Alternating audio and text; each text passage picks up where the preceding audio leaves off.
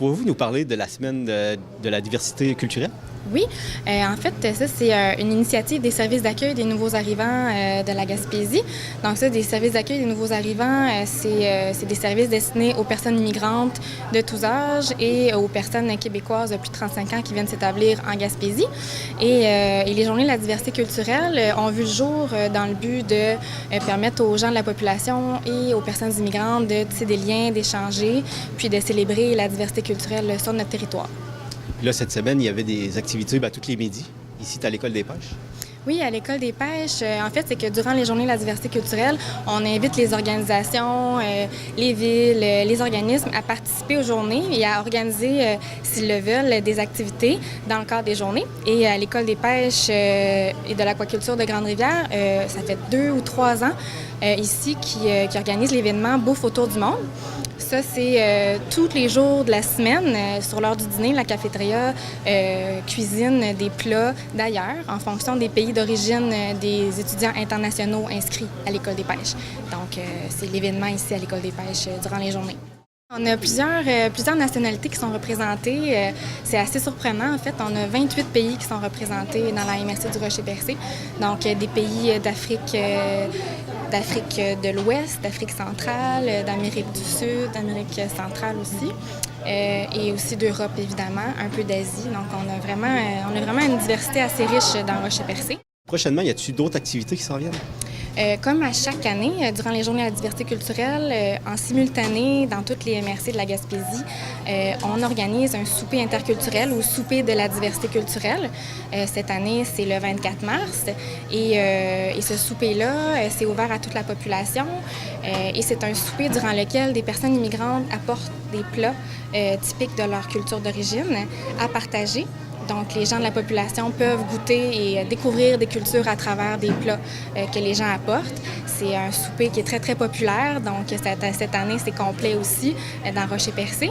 Et dans les autres MRC, je sais que ça ne prend pas beaucoup de temps non plus avant que toutes les places se réservent. C'est un super bel événement où les Gaspésiens d'origine et d'adoption se rencontrent, tissent des liens. On a de la musique aussi, c'est très convivial. Puis, c'est une belle occasion pour découvrir vraiment la richesse de la diversité culturelle dans Rocher-Percé. Pour les prochaines années, c'est sûr que la période d'inscription est annoncée. Donc, l'année prochaine, faut juste s'y prendre d'avance pour réserver sa place.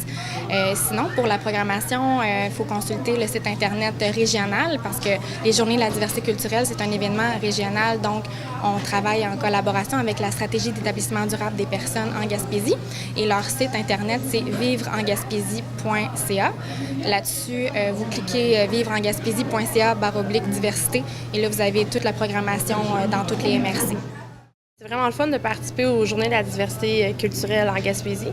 C'est le fun de montrer aux étudiants ou même au personnel qu'on n'a pas juste des Gaspésiens à l'école, qu'on a de la diversité. Avec la bouffe autour du monde, c'est le fun qu'à chaque dîner, on a un nouveau menu d'une place différente. Donc, on a eu beaucoup des gens de la France, le Portugal, on a déjà eu le Maroc, l'Algérie, la Côte d'Ivoire. Cette année aussi, vu qu'il nous manquait un peu d'étudiants, on a fait un mets typiquement gaspésien. Donc, nos Français ont pu goûter une quiote pour la première fois. Donc, ils ont vraiment apprécié l'expérience. C'est vraiment le fun, c'est ça, le partage des cultures aussi, c'est bien apprécié ici à l'EPAC. On peut dire aujourd'hui notre menu, c'est quoi? Oui.